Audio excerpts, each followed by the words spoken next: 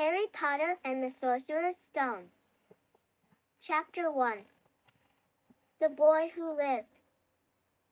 Mr. and Mrs. Dursley, of number 4, Privet Drive, were proud to say that they were perfectly normal, thank you very much. They were the last people you'd expect to be involved in anything strange or mysterious, because they just didn't hold with such nonsense. Mr. Dursley was the director of a firm called Grunnings, which made drills. He was a big, beefy man with hardly any neck, although he did have a very large mustache.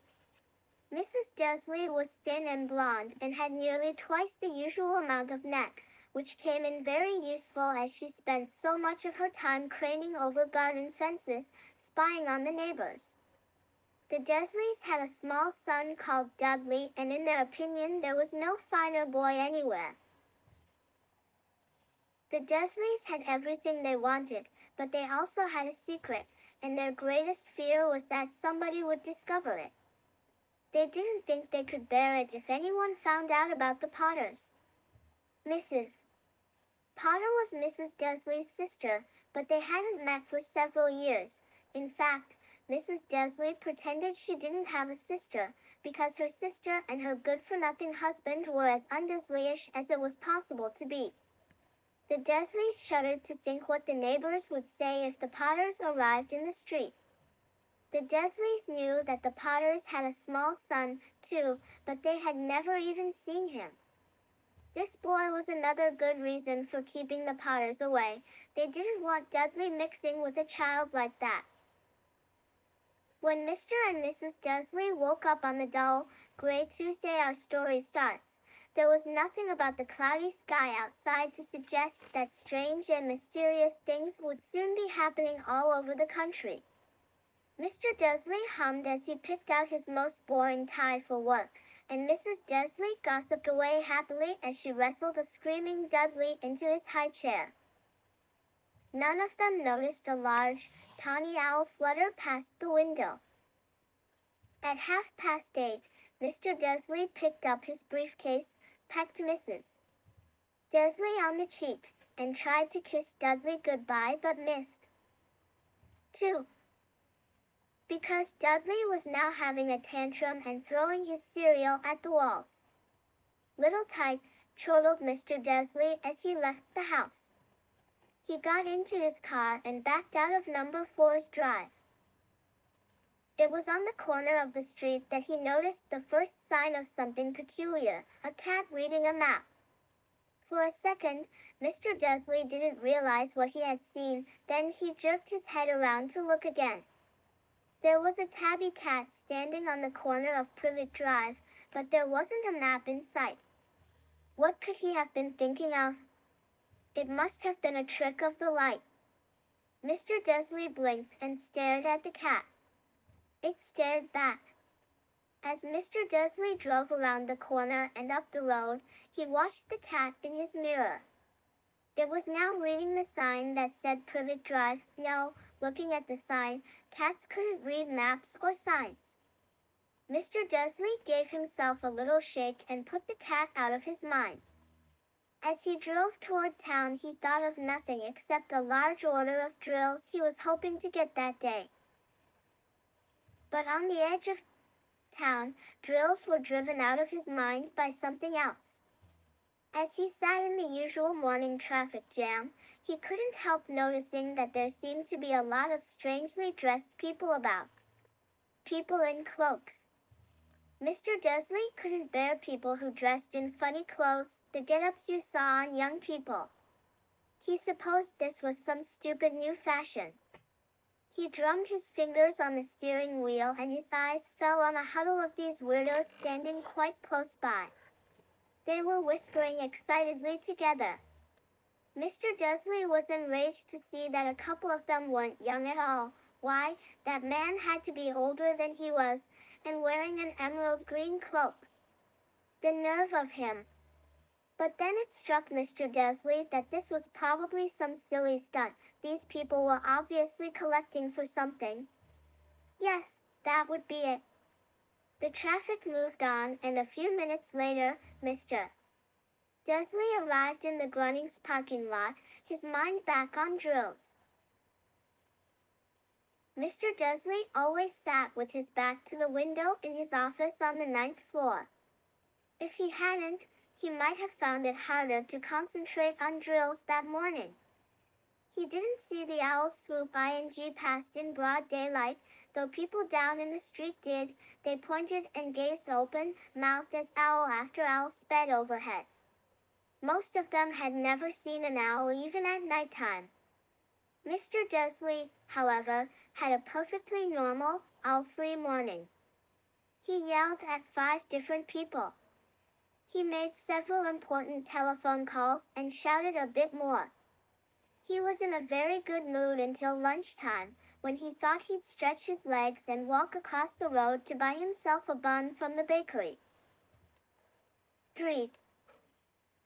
He'd forgotten all about the people in cloaks until he passed a group of them next to the baker's. He eyed them angrily as he passed. He didn't know why, but they made him uneasy.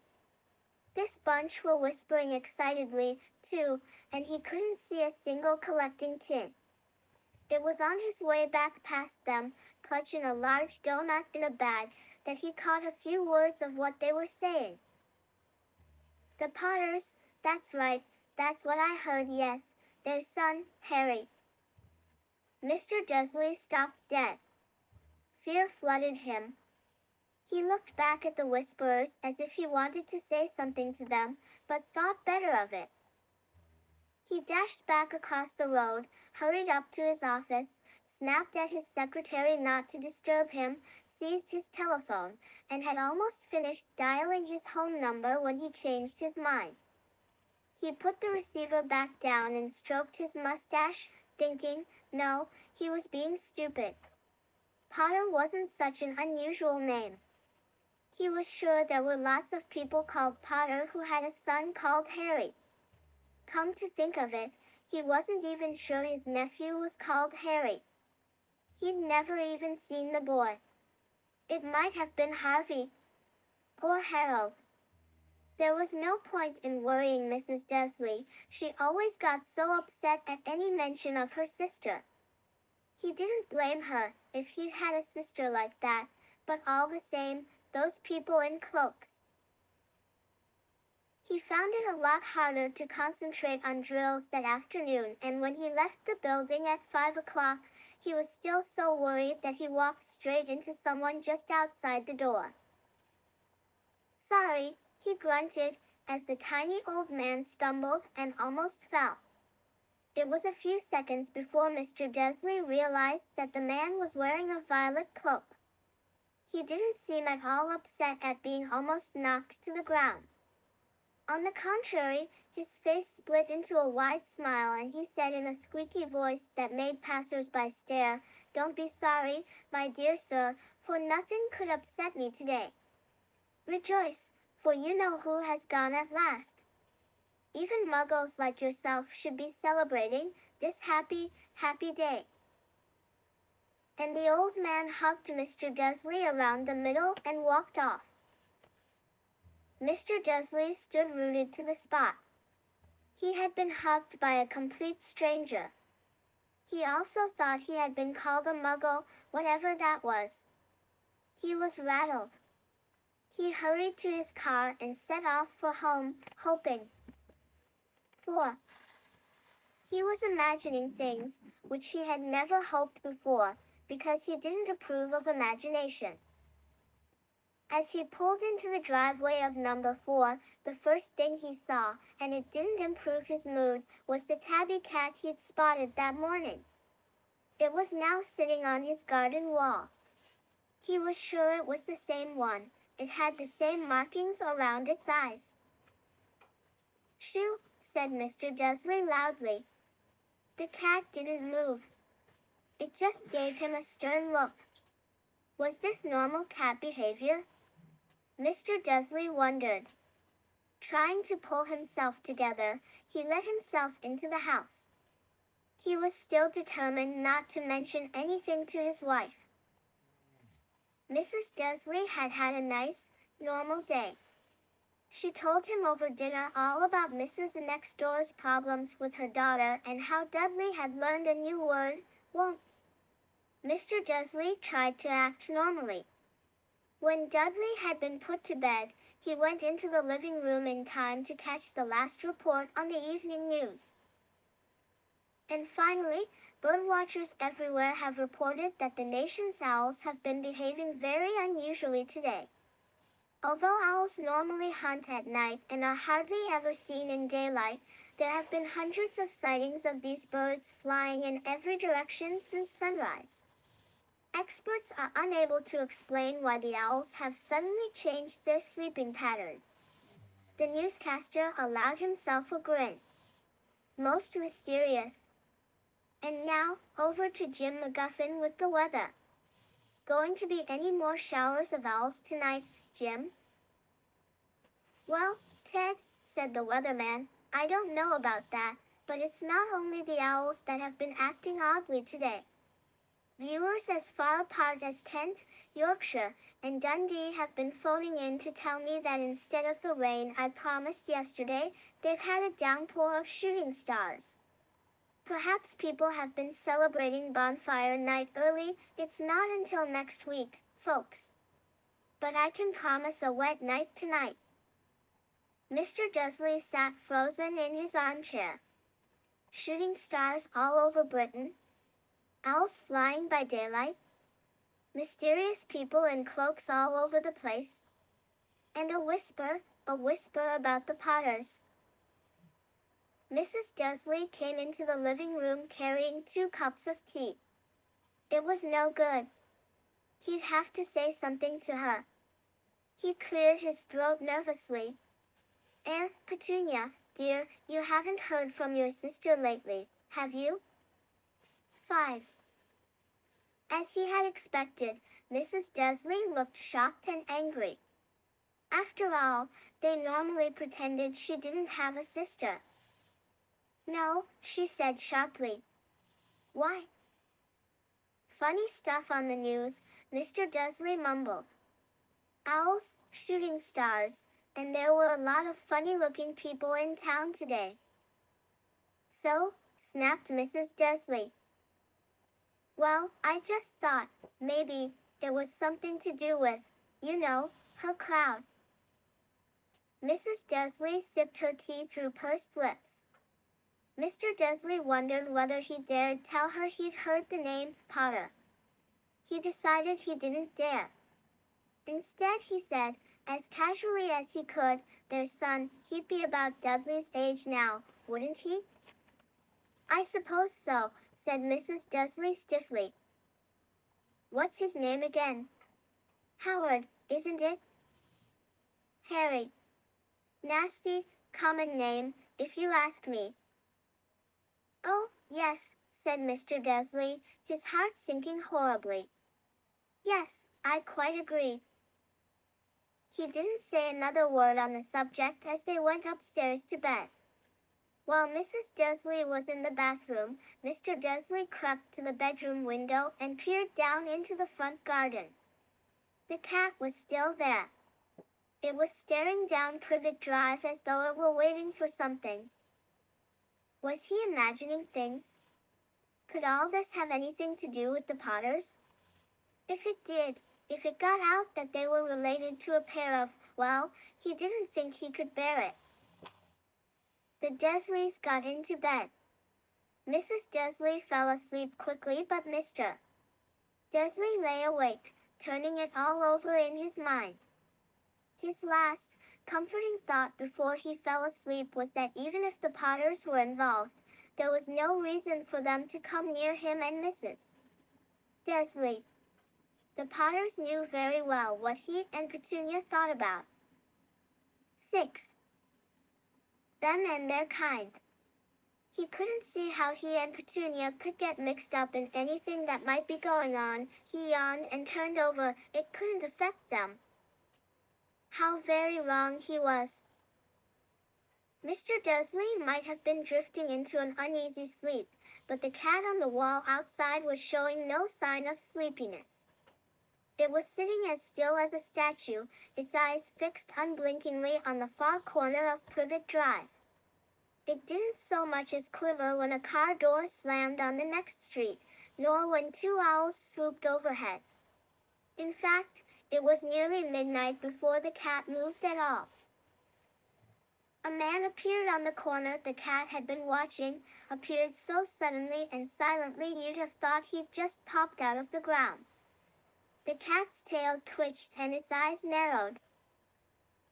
Nothing like this man had ever been seen on Privet Drive. He was tall, thin, and very old, judging by the silver of his hair and beard, which were both long enough to tuck into his belt. He was wearing long robes, a purple cloak that swept the ground, and high-heeled, buckled boots. His blue eyes were light, bright, and sparkling behind half-moon spectacles, and his nose was very long and crooked, as though it had been broken at least twice. This man's name was Albus Dumbledore.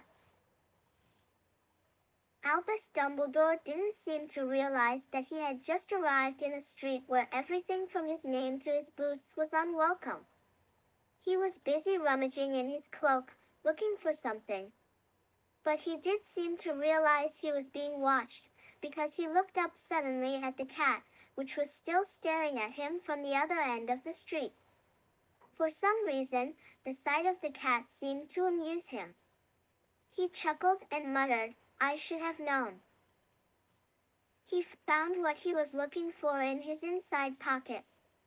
It seemed to be a silver cigarette lighter. He flicked it open, held it up in the air, and clicked it. The nearest street lamp went out with a little pop. He clicked it again, the next lamp flickered into darkness. 12 times he clicked the put-outer, until the only lights left on the whole street were two tiny pinpricks in the distance, which were the eyes of the cat watching him. If anyone looked out of their window now, even beady-eyed Mrs. Dursley, they wouldn't be able to see anything that was happening down on the pavement. Dumbledore slipped the put-outer back inside his cloak and set off down the street toward number 4, where he sat down. 7. On the wall next to the cat. He didn't look at it, but after a moment he spoke to it. "Fancy seeing you here, Professor McGonagall." He turned to smile at the tabby, but it had gone.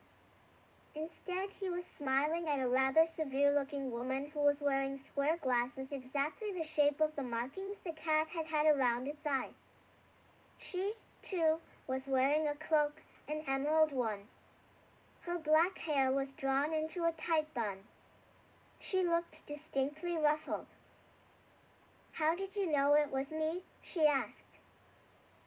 "My dear Professor, I've never seen a cat sit so stiffly."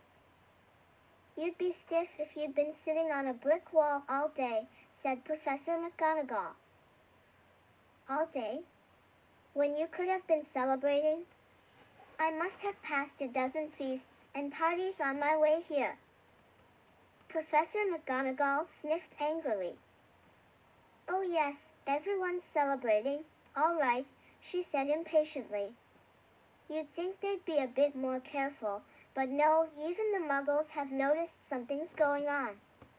It was on their news." She jerked her head back at the Dursleys' dark living room window. "I heard it. Flocks of owls, shooting stars. Well, they're not completely stupid. They were bound to notice something. Shooting stars down in Kent, I'll bet that was Daedalus Diggle. He never had much sense." "You can't blame them," said Dumbledore gently. "We've had precious little to celebrate for 11 years. "I know that," said Professor McGonagall irritably. "But that's no reason to lose our heads. People are being downright careless, out on the streets in broad daylight, not even dressed in Muggle clothes, swapping rumors." She threw a sharp, sideways glance at Dumbledore here, as though hoping he was going to tell her something, but he didn't, so she went on. "A fine thing it would be if, on the very day you know who seems to have disappeared at last, the Muggles found out about us all. I suppose he really has gone, Dumbledore? It certainly seems so, said Dumbledore. We have much to be thankful for. Would you care for a lemon drop? A what? A lemon drop. They're a kind of Muggle sweet I'm rather fond of. No, thank you, said Professor McGonagall coldly, as though she didn't think this was the moment for lemon drops. As I say, even if you know who has gone dash. My dear Professor, surely a sensible person like yourself can call him by his name? All this you-know-who nonsense. For 11 years I have been trying to persuade people to call him by his proper name, Voldemort.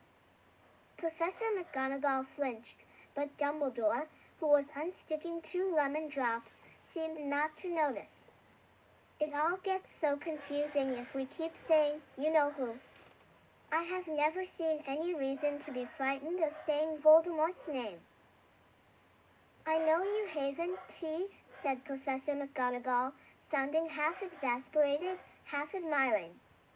But you're different. Everyone knows you're the only one you know. Oh, all right, Voldemort was frightened of. You flatter me, said Dumbledore calmly. Voldemort had powers I will never have. Only because you're too, well, noble to use them. It's lucky it's dark. I haven't blushed so much since Madame Pomfrey told me she liked my new earmuffs. Professor McGonagall shot a sharp look at Dumbledore and said, the owls are nothing next to the rumors that are flying around. You know what everyone's saying. About why he's disappeared. About what finally stopped him. It seems that Professor McGonagall had reached the point she was most anxious to discuss, the real reason she had been waiting on a cold, hard wall all day, for neither as a cat nor as a woman had she fixed Dumbledore with such a piercing stare as she did now. It was plain that whatever everyone was saying, she was not going to believe it until 9. Dumbledore told her it was true. Dumbledore, however, was choosing another lemon drop and did not answer. What they're saying, she pressed on, is that last night Voldemort turned up in Godric's Hollow. He went to find the Potters. The rumor is that Lily and James Potter that they're dead. Dumbledore bowed his head. Professor McGonagall gasped. Lily and James. I can't believe it. I didn't want to believe it. Oh, Albus. Dumbledore reached out and patted her on the shoulder. I know, he said heavily. Professor McGonagall's voice trembled as she went on. That's not all. They're saying he tried to kill the Potter's son, Harry. But he couldn't. He couldn't kill that little boy. No one knows why or how, but they're saying that when he couldn't kill Harry Potter, Voldemort's power somehow broke, and that's why he's gone. Dumbledore nodded glumly. It's true, faltered Professor McGonagall. After all he's done, all the people he's killed, he couldn't kill a little boy. It's just astounding, of all the things to stop him. But how in the name of heaven did Harry survive? We can only guess, said Dumbledore. We may never know. Professor McGonagall pulled out a lace handkerchief and dabbed at her eyes beneath her spectacles. Dumbledore gave a great sniff as he took a golden watch from his pocket and examined it. It was a very odd watch. It had 12 hands but no numbers. Instead, little planets were moving around the edge. It must have made sense to Dumbledore, though, because he put it back in his pocket and said, Hagrid's late. I suppose it was he who told you I'd be here, by the way? Yes, said Professor McGonagall. And I don't suppose you're going to tell me why you're here, of all places? I've come to bring Harry to his aunt and uncle. They're the only family he has left now. 10. You can't mean the people who live here, cried Professor McGonagall, jumping to her feet and pointing at number 4. Dumbledore, you can't. I've been watching them all day. You couldn't find 2 people who are less like us. And they've got this son. I saw him kicking his mother all the way up the street, screaming for sweets. Harry Potter, come and live here. It's the best place for him, said Dumbledore firmly. His aunt and uncle will be able to explain everything to him when he's older. I've written them a letter. A letter? Repeated Professor McGonagall faintly, sitting back down on the wall. Really, Dumbledore, you think you can explain all this in a letter? These people will never understand him. He'll be famous, a legend. I wouldn't be surprised if today was known as Harry Potter Day. In the future, there will be books written about Harry. Every child in our world will know his name. Exactly, said Dumbledore, looking very seriously over the top of his half-moon glasses. It would be enough to turn any boy's head. Famous before he can walk and talk. Famous for something he won't even remember. Kara, you see how much better off he'll be, growing up away from all that until he's ready to take it? Professor McGonagall opened her mouth, changed her mind, swallowed, and then said, yes, you're right, of course. But how is the boy getting here, Dumbledore? She eyed his cloak suddenly as though she thought he might be hiding Harry underneath it. Hagrid's bringing him. You think it wise to trust Hagrid with something as important as this? I would trust Hagrid with my life, said Dumbledore. I'm not saying his heart isn't in the right place, said Professor McGonagall grudgingly, but you can't pretend he's not careless. He does tend to. What was that? A low rumbling sound had broken the silence around them. It grew steadily louder as they looked up and down the street for some sign of a 11. Headlight. It swelled to a roar as they both looked up at the sky, and a huge motorcycle fell out of the air and landed on the road in front of them. If the motorcycle was huge, it was nothing to the man sitting astride it. He was almost twice as tall as a normal man and at least 5 times as wide. He looked simply too big to be allowed, and so wild. Long tangles of bushy black hair and beard hid most of his face. He had hands the size of trash can lids, and his feet in their leather boots were like baby dolphins. In his vast, muscular arms he was holding a bundle of blankets. Hagrid, said Dumbledore, sounding relieved. At last. And where did you get that motorcycle? Borrowed it, Professor Dumbledore. Sit, said the giant, climbing carefully off the motorcycle as he spoke.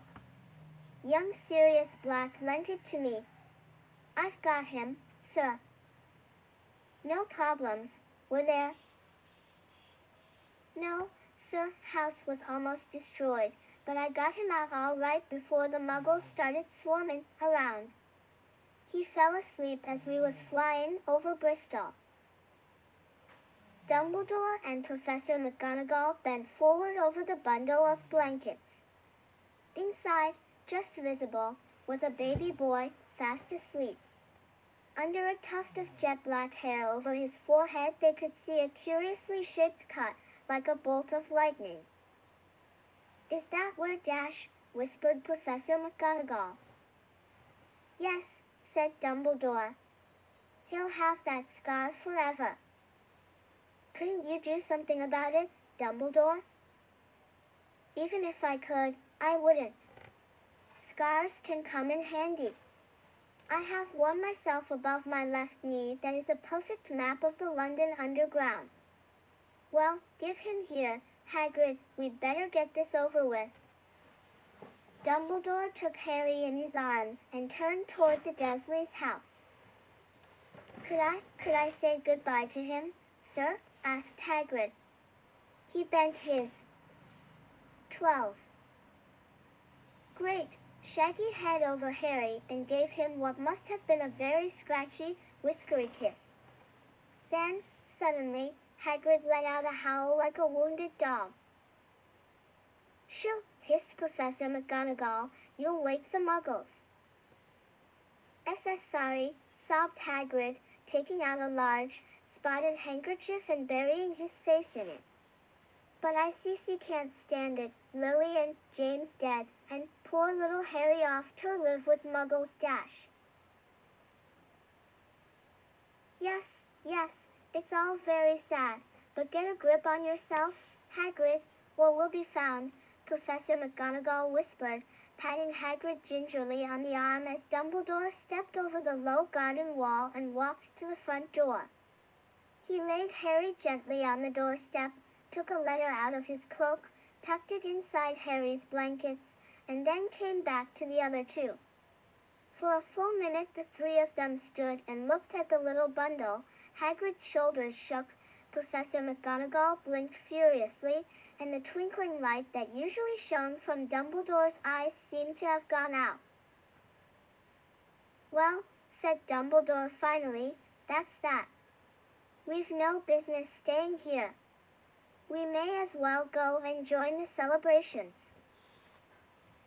Yeah, said Hagrid in a very muffled voice. I'll be tucking Sirius his bike back. Good night, Professor McGonagall, Professor Dumbledore, sir.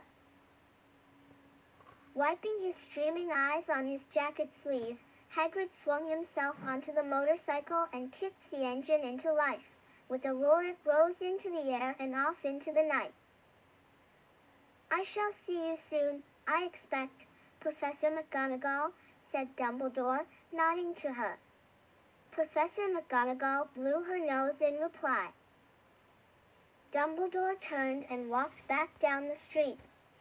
On the corner he stopped and took out the silver put-outer.